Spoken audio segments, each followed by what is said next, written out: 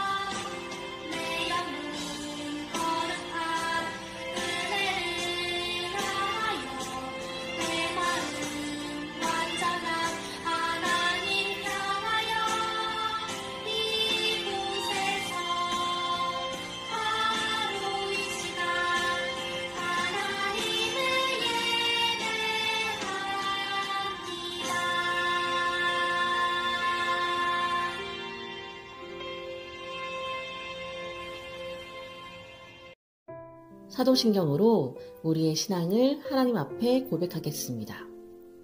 나는 전능하신 아버지 하나님 천지의 창조주를 믿습니다. 나는 그의 유일하신 아들 우리 주 예수 그리스도를 믿습니다. 그는 성령으로 잉태되어 동정녀 마리아에게서 나시고 본디오 빌라도에게 고난을 받아 십자가에 못 박혀 죽으시고 장사된 지 사흘 만에 죽은 자 가운데서 다시 살아나셨으며 하늘에 오르시어 전능하신 아버지 하나님 우편에 앉아 계시다가 거기로부터 살아있는 자와 죽은 자를 심판하러 오십니다. 나는 성령을 믿으며 거룩한 공교회와 성도의 교제와 죄를 용서받는 것과 몸의 부활과 영생을 믿습니다. 아멘.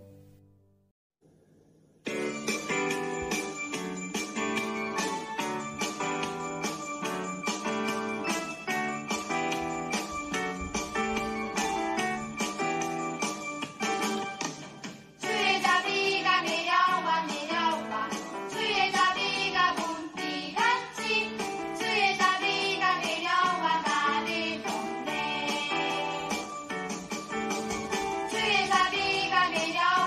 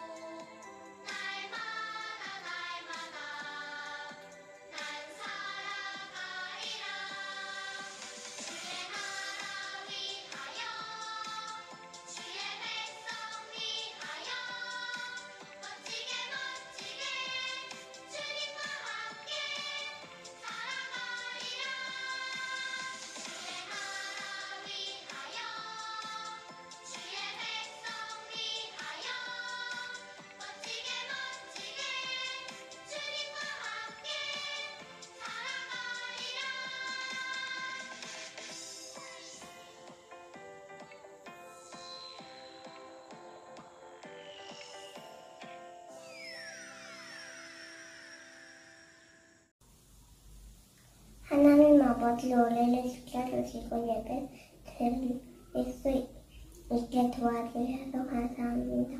우리의 잘못을 용서해 주시고 하나님의 말씀을 잘 들을 수 있도록 도와주세요. 하나님을 사랑하고 친구들과 부모님을 사랑하는 저희들이 되게 해주세요. 예수님 이름으로 기도드렸습니다. 아멘. 오늘 저희에게 주시는 하나님의 말씀 사무엘상 5장 1절부터 5절입니다. 함께 읽어볼까요? 블레셋 사람들이 하나님의 궤를 빼앗아 가지고 에베네셀에서부터 아스돗에 이르니라. 블레셋 사람들이 하나님의 궤를 가지고 다곤의 신전에 들어가서 다곤 곁에 두었더니 아스돗 사람들이 이튿날 일찍이 일어나 본즉 다곤이 여호와의 궤 앞에서 엎드려져서 그 얼굴이 땅에 닿았는지라.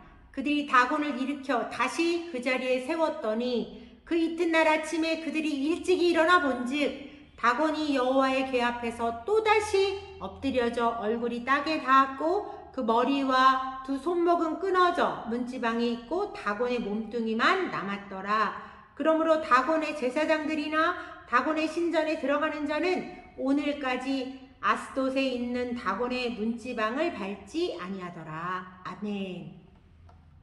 이스라엘과 블레셋이 전투를 했고요. 그 전쟁에서 이스라엘이 졌어요. 이제 블레셋은 전리품을 많이 가지고 왔죠. 그 빼앗은 전리품 중에 무엇도 있어요? 하나님의 언약궤도 있어요. 그 언약궤를 지금 어디 갖다 놨대요? 자신들의 우상 다곤이 서 있는 옆에 갖다 두었다 그랬어요. 그런데 그 다음날 새벽에 보니까 어떤 일이 생겼죠? 그 하나님의 언약궤 앞에 다곤이 코를 박고 넘어져 있는 거예요. 그래서 깜짝 놀라서 일으켜 세워서 다시 제자리에 갖다 놨어요. 그런데 둘째 날 새벽에도 가보니 어떤 일이 생겼죠? 이번에는 박살이 난 거예요.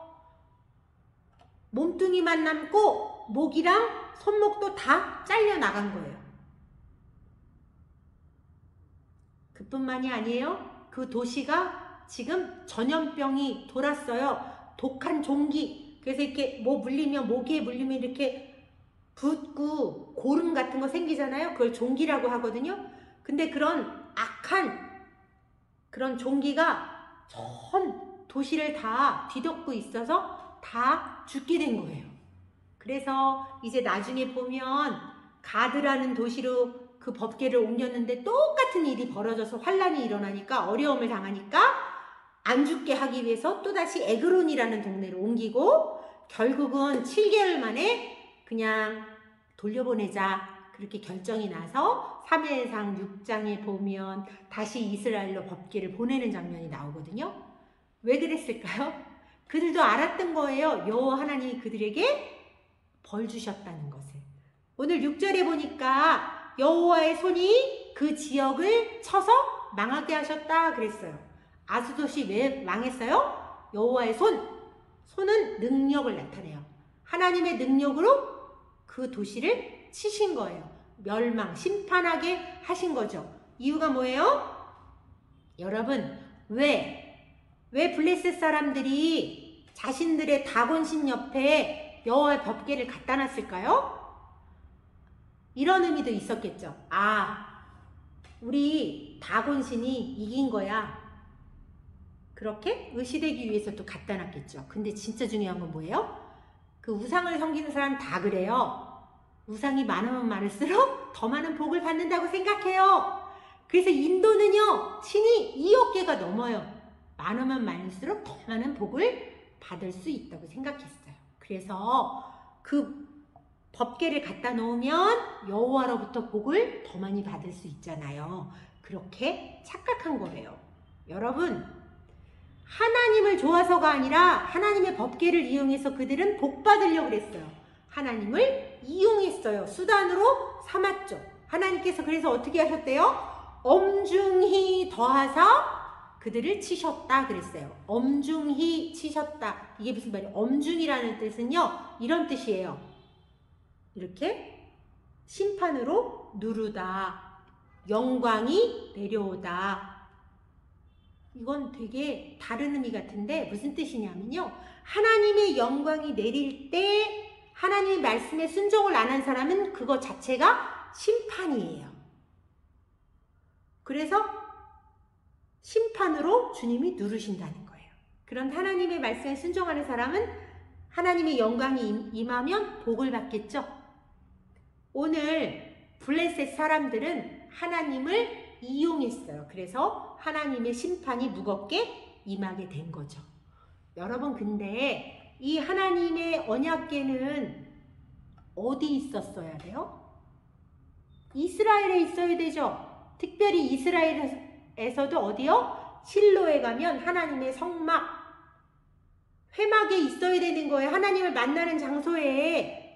그런데 왜 전쟁터에 나와서 이렇게 빼앗기까지 했죠? 누가 가지고 나왔을까요? 맞아요. 이스라엘 백성이 그 법궤를 가지고 나온 거예요. 왜요? 이스라엘이요, 블레셋 전쟁에서 처음에 졌어요. 4,000명이나 되는 많은 사람들이 죽은 거예요. 그래서 더 이상 지면 안 돼. 어떻게 하면 우리가 이길 수 있을까? 회의를 했는데 어떻게 해요? 기도해 본 게 아니에요. 그들이 회의했어요. 그래서 어떻게 했어요?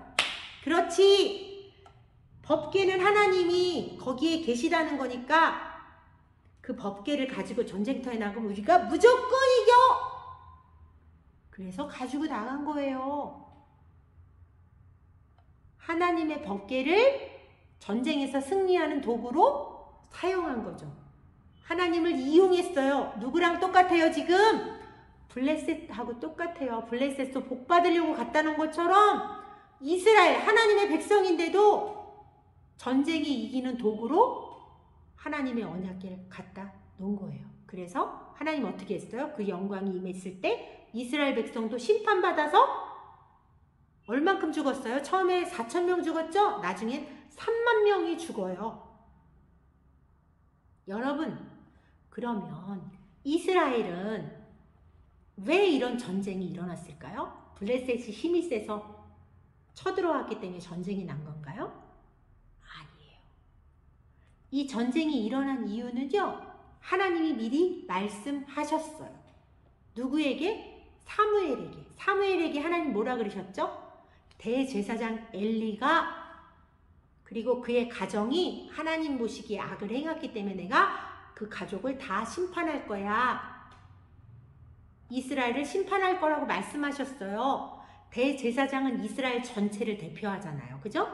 근데 엘리 제사장은 어떤 사람이에요? 말씀이 희귀했다 그랬어요. 무슨 말이에요? 하나님 말씀 듣지도 않았고 듣지 않았기 때문에 그 말씀에 순종도 하지 않았어요.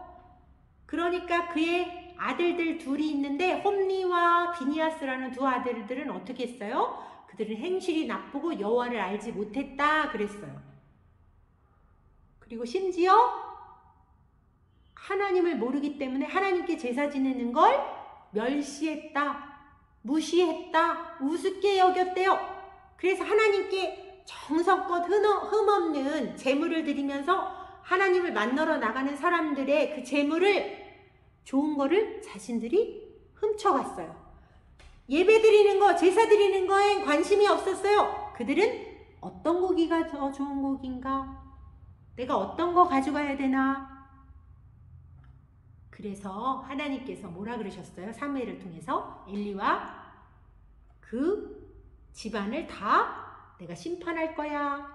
그 심판의 도구로 이스라엘이 블레셋과 전쟁하게 하신 거죠. 실제로 두 번째 전쟁, 3만 명이 죽었던 전쟁, 그 두 번째 전쟁에서 대제사장 엘리의 아들들 둘이 죽어요. 하나님의 말씀이 이루어졌죠?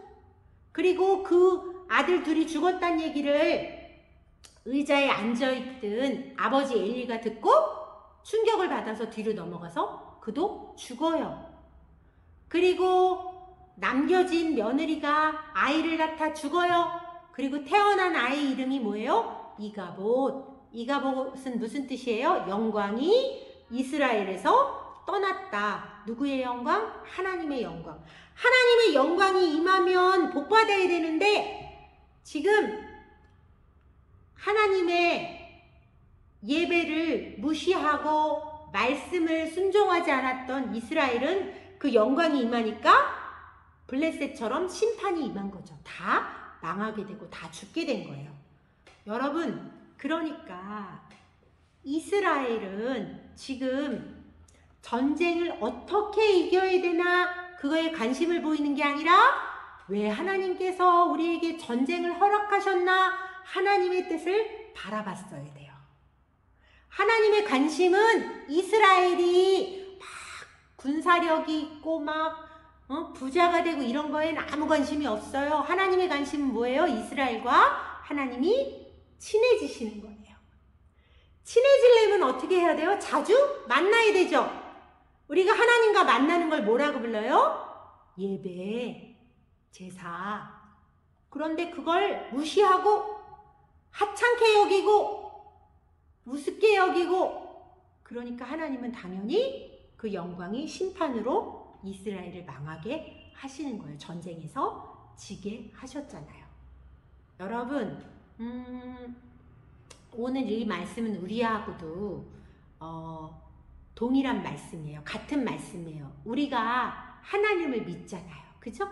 하나님을 의지하죠? 그러면 여러분 예배를 기다리시나요? 여러분은 하나님과 친하신가요? 여러분은 하나님이 우리를 너무 친하게 지내고 싶어 하시는 것만큼 우리도, 여러분도 하나님과 친해지고 싶으신가요? 여러분은 언제 제일 하나님과 친하세요? 시험 보는 날. 필요한 거 있을 때, 아플 때 도와주세요. 이것 주세요. 1등하게 해주세요. 건강하게 해주세요. 이럴 때, 필요할 때만 하나님 이용하려고 그때만 친한 척 하는 거고, 엘리의 아들들처럼 예배에는 아무 관심이 없어요. 하나님을 만나는 거는 기다리지도 않아요. 우리 친구들은 그러지 않는데 저쪽에 있는 친구들은 그런 친구들이 있어요. 하나님을 이용만 하려고 그러는 거예요. 복 받는 그런 대상으로 마치, 그죠? 예수님 믿으면 부자 된대. 예수님 믿으면 1등 한대. 그것 때문에 믿으면 될까요? 안 된다는 거예요. 오늘 하나님의 영광이 그들을 무겁게 짓눌러서 어떻게 해요? 심판으로 변하는 장면을 우리가 함께 공부하고 있잖아요. 여러분, 하나님은 우리랑 친해지고 싶으셔서 우리의 죄를 깨끗하게 해결하기 위해서 아들을 십자가에 죽이시면서 우리와 친해지셨어요. 우리를 너무 사랑하세요. 목숨을 바쳐서 우리를 사랑하세요. 우리는 그런데 하나님을 사랑하는 거에 아무 관심이 없어요. 그죠?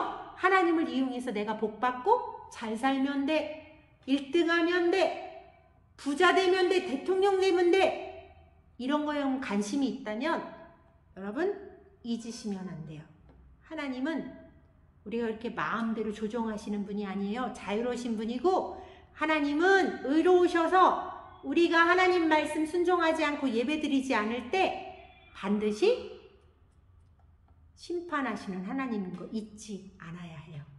그래서 우리는 이제부터 어떻게 할까요? 하나님 사랑하는 마음. 하나님 사랑하는 거 어떻게 표시나요? 예배가 너무 좋아서 기다려줘요. 기도를 자꾸자꾸 하고 싶어요. 찬송을 매일같이 부르고 싶어요. 성경은 보니까 너무 즐거워요. 큐티가 매일매일 기다려져요. 우리 이런 친구 다 되세요? 혹시 그런 마음이 없는 친구들 어떻게 할까요? 오늘부터 기도해야 돼요. 하나님, 제가 하나님을 너무 사랑하고 기다리고, 그래서 하나님과 친해지게 도와주세요. 성령 하나님, 저를 도와주세요. 믿음을 주세요. 이렇게 기도하는 그런 모든 믿음의 친구들 다 되세요. 함께 기도할까요? 하나님 감사합니다. 오늘 말씀처럼 우상을 섬기는 사람들 뿐만이 아니라 하나님을 예배하는 저희들도 너무 자주 하나님의 그런 능력을 이용하려고 하고 하나님께 예배드리면서 복받는 거에 더 관심이 있는 그런 모습들이 저희 가운데 있습니다. 하나님 용서하여 주세요. 이제부터는 하나님과 더 친하게 지내고 그래서 예배 더 마음을 깊이 다하여서 예배 드려서 하나님의 말씀을 집중하여 듣고 그 말씀에 순종하여서 믿음으로 한 발짝 한 발짝 살아가는 그런 복된 믿음의 친구들 다 될 수 있도록 성령 하나님 이끌어 주세요. 저희에게 믿음을 주시고 그렇게 하나님을 더욱더 뜨겁게 사랑하는 그런 귀한 사랑의 마음, 십자가 사랑의 마음 저희에게도 부어주세요. 예수님의 이름으로 감사하며 기도합니다. 아멘. 이번 한 주 하나님을 더 뜨겁게 사랑하면서 큐티도 하고 기도도 하고 예배드리는 멋진 믿음의 친구들 되세요. 안녕.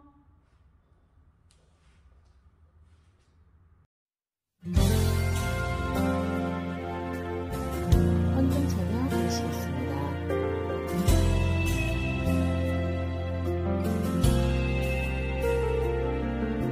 주님 내게 있는 모든 것을 아낌없이 드립니다. 지금 이 작은 마음이 주로 인해 풍성하게 하소서.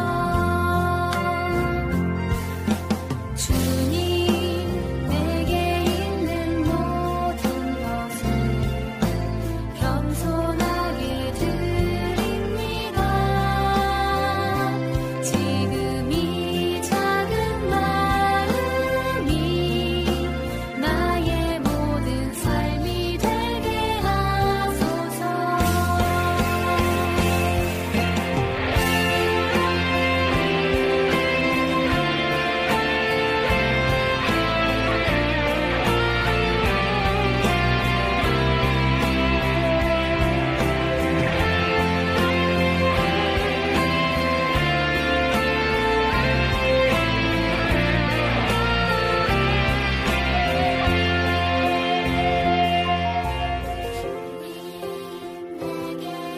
모든 것을 기쁜 대로 드립니다.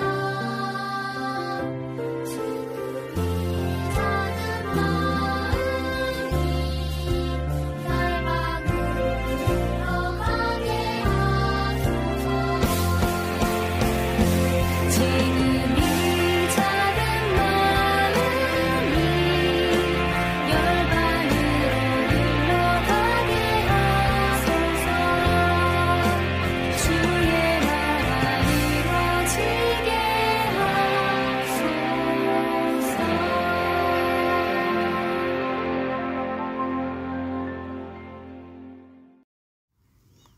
하나님, 감사드립니다. 온라인과 오프라인으로 예배의 자리에 나와 예배하게 하시니 감사드립니다. 하나님께서 우리를 통하여 영광 받아 주옵소서. 이제 더운 날씨도 지나가고 장염으로 아팠던 친구들도 낫게 해주시니 감사합니다. 한 주간 저희가 큐티를 잘 할 수 있도록 성령님께서 인도해 주신 것도 감사드립니다. 하지만 우리가 학교 생활할 때 친구와 싸울 때도 있었고 가정에서도 부모님의 말씀에 불평할 때가 있었습니다. 또 예배를 드리고 큐티를 할 때 형식적으로 드릴 때도 있었습니다. 우리를 용서해 주옵소서. 우리가 온 맘 다해 주님을 찬양하고 기도하며 주님을 따르는 제자가 되기를 소원합니다. 주님의 말씀을 소홀히 여기지 않고 언제나 내 뜻대로 하는 것이 아니라 주님께 여쭤보고 행동하는 저희들이 되게 도와주세요. 오늘 정성스럽게 드린 예물을 기뻐 받아주시고 하나님을 전하고 교회와 제자들을 세우는 곳에 귀하게 쓰여지게 해주세요. 예수님의 이름으로 기도드렸습니다. 아멘. 주기도문으로 예배를 마치겠습니다. 하늘에 계신 우리 아버지, 아버지의 이름을 거룩하게 하시며 아버지의 나라가 오게 하시며 아버지의 뜻이 하늘에서와 같이 땅에서도 이루어지게 하소서. 오늘 우리에게 일용할 양식을 주시고 우리가 우리에게 잘못한 사람을 용서하여 준 것 같이 우리 죄를 용서하여 주시고 우리를 시험에 빠지지 않게 하시고 악에서 구하소서. 나라와 권능과 영광이 영원히 아버지의 것입니다. 아멘. 5월의 암송 말씀. 사람은 외모를 보거니와 나 여호와는 중심을 보느니라. 사무엘상 16장 7절 말씀. 아멘.